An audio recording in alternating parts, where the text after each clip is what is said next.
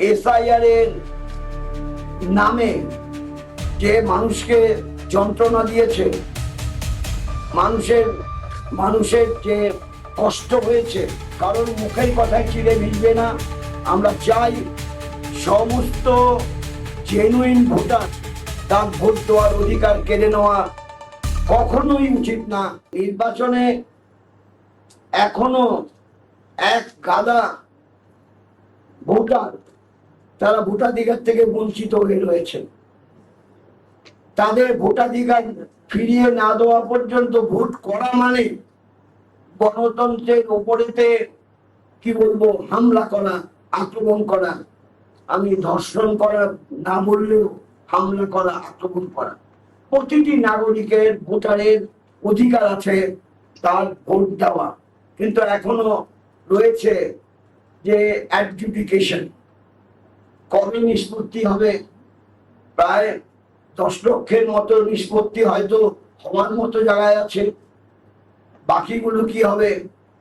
আমাদের নির্বাচন ঘোষণা হয়েছে, নির্বাচনের দিন দু পর্বে নির্বাচনের দিনও ঘোষণা হয়েছে। কি হবে? এমনও কোথাও কোথাও দেখা যাচ্ছে যে খুব ইম্পর্টেন্ট কমরেড তারা অ্যাডজুডিকেশনে আটকে আছে, তাদের সময় নষ্ট করতে হচ্ছে। রাজনৈতিক কার্যকলাপ বাদ দিয়ে এখন তার ভোটার তালিকায় নাম তোলার জন্য সময় নষ্ট করতে হচ্ছে।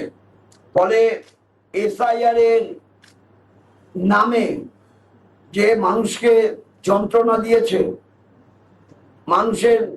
মানুষের যে কষ্ট হয়েছে, মানুষের জীবনহানি হয়েছে, এই সব তার প্রতিবাদেও আমরা যেরকম সোচ্চার হচ্ছি বিভিন্ন এলাকায়, জেলায়, এবং এই বিষয়টা নিষ্পত্তি করার জন্য নির্বাচন কমিশনের আরো বেশি তৎপরতা বাড়ানো উচিত।